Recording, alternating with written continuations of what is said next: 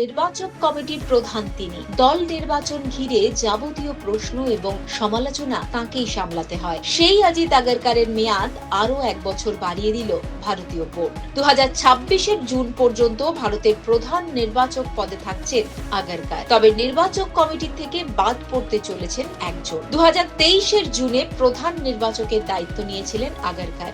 তারপর থেকে ভারতীয় দল অনেক পরিবর্তনের মধ্যে দিয়ে গিয়েছে। টি-20 বিশ্বকাপ এবং চ্যাম্পিয়ন্স ট্রফি, দুটো আইসিসি ট্রফি জিতেছে তারা। 2023 বিশ্বকাপের ফাইনালেও উঠেছে।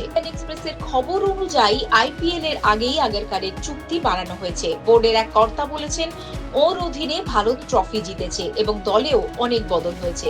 তাই 2026-এর জুন পর্যন্ত ওর চুক্তি বাড়ানো হয়েছে। কয়েক মাস আগেই উনি প্রস্তাব গ্রহণ করেছেন। এখনকার নির্বাচক কমিটিতে আগারকার ছাড়াও রয়েছেন শিব সুন্দর দাস, সুব্রত বন্দ্যোপাধ্যায়, অজয় রাত্রা এবং এস শরৎ। তার 4 বছর পূর্ণ হচ্ছে। বোর্ড চাইছে নতুন মুখ আনতে, তাই শরতের জায়গায় নতুন কেউ নির্বাচক হতে পারেন। শিব সুন্দর এবং সুব্রতকে নিয়েও সংশয় রয়েছে। তবে বোর্ডের কর্তারা নির্বাচক কমিটির কাজে সন্তুষ্ট, তাই একটার বেশি বদল দেখতে পাওয়ার সম্ভাবনা কম।